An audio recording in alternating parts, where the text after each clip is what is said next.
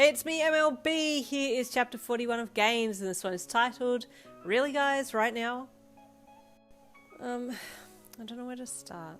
You sighed. It's a lot to take in. Kiri nodded, but kept quiet, and you took that as a cue to just start talking. Well, you started. You know how we found the little girl, right? Her name's Shinaru. And then you just told of everything that had happened, tearing up again when it got to the part about both of her parents and them not being alive anymore. I'm really attached to her for some reason, you added with a sniff. She's just so little and helpless, and I want to be a hero. I wanted to be her hero, but I don't feel like I really did anything superhero-like. Kiri gave you a sympathetic look. But you are her hero. She didn't want to be apart from you, right? That means she trusts you, and she knew that if anything happened, you'd save her, he said, getting more passionate as his comment progressed. That's a super manly trait. That's a hero trait, he added emphatically. You gave him a warm smile. That's what you needed to hear. Thank you, Kiri, he said kindly. I want to do better, though. I want to try better. You're going to be an amazing hero, he said, reaching a hand out to place it on top of yours. You looked down at it and your heart rate increased. You were about to say something, but then there was a sharp knock at your door and you jumped with fright. Kiri quickly took his hand from yours and stood up. Who is it? You called. Me. Bakugo's grumpy voice pierced your wooden door. You looked at Kiri, and he looked at you while you quickly got out of bed and walked to the door. You pulled the door open and Bakugo's eyes shifted from you to Kiri sitting on your bed behind you. Hey, you greeted him. I bought your homework, he said gruffly, pushing the papers out towards you. Oh, thank you.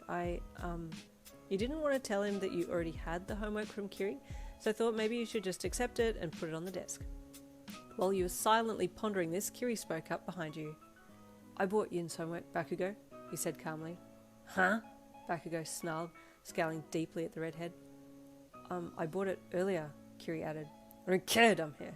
I bought it for Yin, Bakugo snapped. And thank you, both of you, for bringing me something I don't want to do, you said, trying to make a little joke, but the boys had locked eyes now and the tension was building. Thank you for coming to bring my homework, Kiri. I think I should make a start on it now. And thank you, Bakugo, for also bringing me my work. I'll just take some time for myself now, you added, stepping back and gesturing to the door for Kiri to leave. The redhead nodded at you, but then looked at the blonde standing in the doorway and slowly walked towards him. Bakugo didn't move at all and Kiri had to squish himself past the blonde, slightly bumping his shoulder as he passed. Don't bump into me, dumbass. I'll kill you, Bakugo seethed, almost growling into his throat as the redhead passed and made off quickly to his room. Once Kiri had gone, Bakugo looked at you. You okay? He grunted, looking away. Yeah, I'm okay, you replied. He grunted. Don't talk to anyone about it. If you need to talk, come to me. Got it?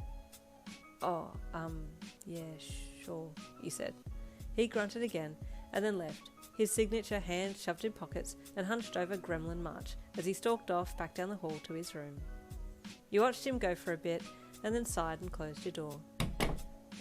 I guess I should do a little homework, you thought as you walked to your desk. It was a few hours later that your stomach finally growled and you clutched it before looking at the time. Whoa, when was the last time I ate? You wondered.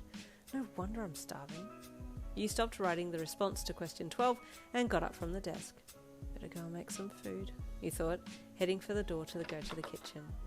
As usual, it was much later than everyone else's dinner time, so you found yourself alone in there.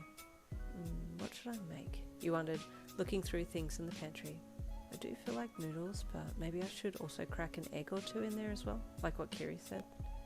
You busily plucked the items off the shelf and turned to walk out of the pantry, but Bakugo was blocking your way. Oh, you said with surprise when you saw him standing there silently.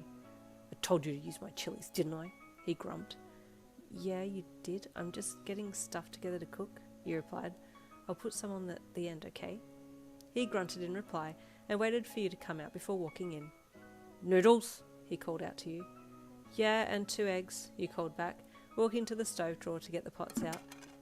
You could hear Bakugo getting stuff behind you, but didn't think much of it until he came out and put his own noodle packet down next to yours along with 2 eggs. Oh, twins, you said with a small smile at him, looking up into his eyes. He grunted, standing there looking at you. You looked away and got to cooking, but he kept stepping around you and you felt like he was trying to get your attention. So you stopped when he finally had had enough and smacked his hands down on the bench to demand you look at him. So you did. "You need to look up more," he said, leaning on the bench top. "Stop staring at the ground. Stare at me instead, idiot." "Eh?" you thought with surprise as you looked at him. Was that a demand for attention? But then he called me an idiot. Your brows furrowed with confusion. "What?" he growled. "I don't know if you're being nice or not because you just said something nice, but then you also called me an idiot," you said honestly. He clicked his tongue to his teeth and scowled at you. "What do I call you then?" How about my name?" you asked semi-sarcastically. "Only if you call me Katsuki," he replied in a low voice, and your heart rate spiked. "You call him Kiri, don't you?